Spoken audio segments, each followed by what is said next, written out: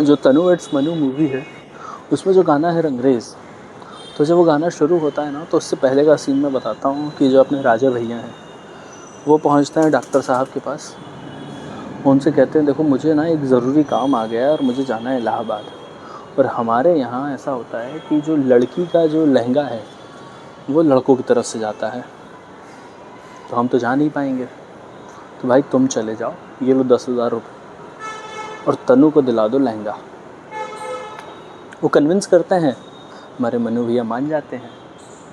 लेकिन आप स्थिति समझिए मनु भैया की कि ही इज़ द गाय जो अपने ही प्रेम का विवाह उसके प्रेम से करवा रहा है। तो इसे बड़ा एक अच्छा शब्द कहा जाता है रकीब, कि आप जिससे प्रेम कर रहे हैं वो किसी और से प्रेम कर रहा है, तो आपको रकीब कहा जाएगा। तो हमारा मनु भैया यहाँ रकीब है। तो मनु भैया मान जाते हैं और फिर गाना शुरू होता है। तो जब गाना शुरू होता है ना, तो कंगना रनौत जो तनु है वो अपने घर से निकलती है, कानों में झुमका उनका बांधते हुए निकलती है एकदम बेफिक्र। और मनु भैया की एकदम ज़िंदगी लुट चुकी है, वो गाड़ी में बैठे हुए हैं, इंतज़ार कर रहे हैं उनका कि वो आए तो हम निकले कानपुर से लखनऊ। एक और चीज़ वो बोलते हैं राजा भैया कि देखो गुरु, लहंगा जो है लखनऊ से दिलाना, ये कानपुर है, यहाँ सिर्फ चमड़ा मिलता है। तो ये लोग निकलते हैं लखनऊ लहंगा दिलाने के लिए।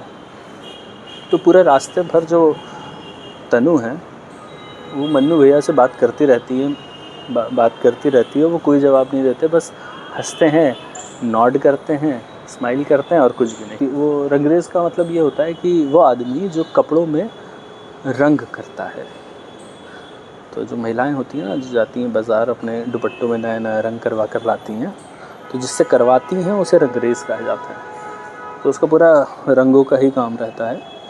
तो जैसे ही तनु और मनु जो है वो पहुँचते हैं लहंगे की दुकान पर, तो जो तनु है वो डॉक्टर साहब से पूछती है कि मैं कौन से कलर का लहंगा लूँ। तो वहाँ पीछे एक लाइन बजती है कि रंगरेज तूने अफ़ीम क्या है खाई, जो तू मुझसे ये पूछे कि कौन सा रंग। वो इसलिए कहा जाता है कि देखो रंगरेज का तो कारोबार ही रंग का है, और अगर आप मुझसे ही पूछ रहे हैं कि मैं कौन से कलर का दूँ, कौन से कलर का लहंगा खरीदूँ, तो सामने वाला तो यही कहेगा ना कि तूने अफ़ीम खाई है क्या, कि तेरा तो रंगों का कारोबार ही है। तो ये जो सीन था ना वो इतना मार्मिक था, इतना ज़्यादा इमोशन से भरा हुआ था कि उसे बयान नहीं कर सकते।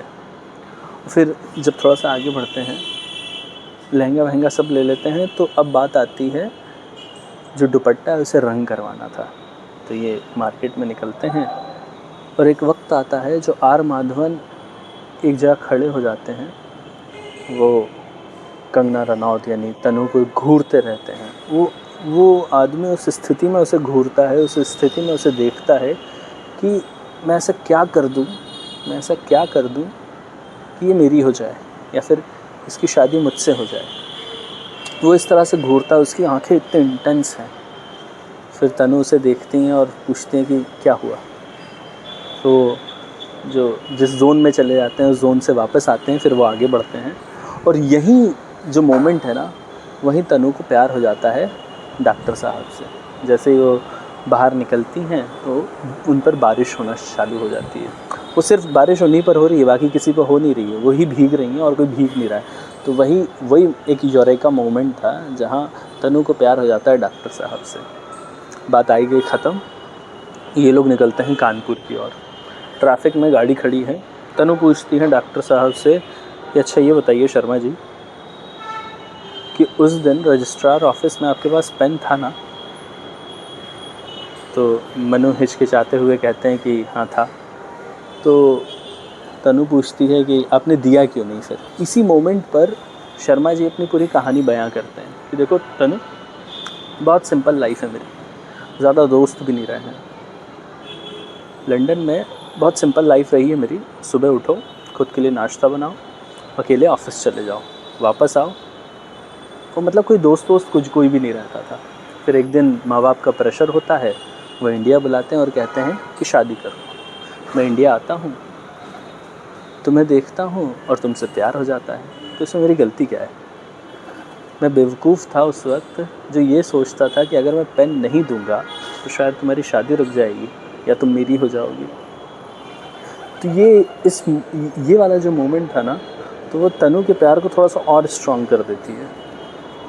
पीछे जो गाना बजता है रंगरेज़ वाला, वो इतना इतना सपोर्ट करता है ना इस मोमेंट के। हैट्स ऑफ है राइटर को, डायरेक्टर को, और जिसने गाना गाया है उसको, एकदम हैट्स ऑफ है। बहुत प्यारा गाना गाया है। अगली बार जब आप मूवी देखें तो इस सीन को इसी तरह से देखना जिस तरह से मैंने बताया, तो आपको एक अलग एंगल, एक अलग प्यार का एहसास होगा आपको, और एक अलग टाइप की रिस्पेक्ट बढ़ जाएगी डायरेक्टर के लिए।